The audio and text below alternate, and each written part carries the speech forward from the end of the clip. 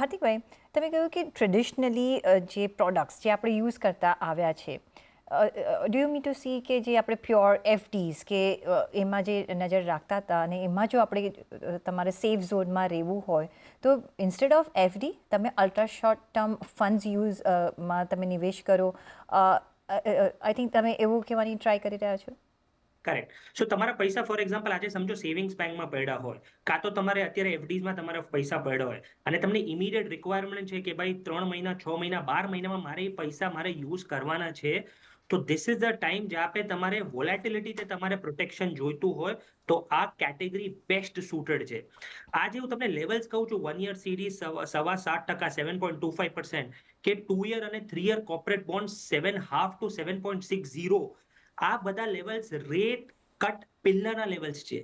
ફેબ્રુઆરી 2025માં જ્યારે rate cut થયો, જ્યારે રેપો રેટ 6.5% હતો, ત્યારે આ લેવલ્સ ટ્રેડ થતા હતા. આજે માર્કેટે ઓલરેડી પ્રાઇઝિંગ કર્યું છે કે આ રેટ હાઇકિંગ સાયકલ સ્ટાર્ટ થઈ જશે અને જેટલી અગ્રેસિવ રેટ હાઇક્સ છે એ માર્કેટ ઓલરેડી પ્રાઇસ કરી ચૂક્યું છે.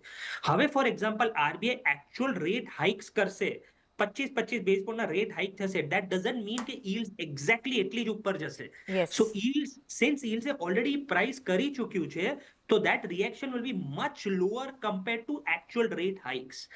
એટલે આ જે કેટેગરી છે એ તમને with lower volatility better returns આપશે compare to the traditional products that you just highlighted.